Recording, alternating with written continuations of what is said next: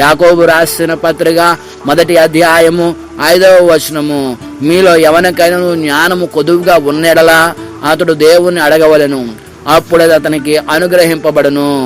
ఈ జ్ఞానం ఎలాంటిది? ఈ లోక సంబంధించిన జ్ఞానము కాదు. ఆయన ఎవరిని గద్దెంపక అందరికీ ధారాళముగా దయచేవాడు. ఎవరిని కూడా గద్దించడు. నువ్వు నన్ను జ్ఞానం అడుగుతున్నావా, నేను ఎందుకు వాళ్ళకి అని అడగడు. అందరికీ ధారాళముగా దయచేస్తాడు. ఆ జ్ఞానము ఈ లోకంలో సంపాదించడం కొరకు కాదు. ఆ జ్ఞానము అభిషేకింపబడినది.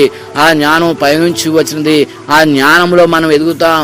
ఆ జ్ఞానంలో మనకి ఏది మంచో, ఏది చెడో, ఏది మనల్ని నడిపిస్తుందో, ఏది మనలను బ్రతికిస్తుందో, ఏది మన కుటుంబాన్ని రక్షిస్తుందో, ఏది మనలను కష్టంలో నుండి తప్పిస్తుందో, ఏది ఏ విధంగా చేస్తే మనము ఆశీర్వదింపబడతామో మన జీవితానికి ఆ జ్ఞానమే మనకు బోధిస్తుంది. మనుషుల జ్ఞానం ఈ లోకంలో ఉన్న వాటన్నిటి కొరకు ఆశపడుతుంది. దేవుని జ్ఞానమును మనం పొందుకునే వారిగా ఉండాలి.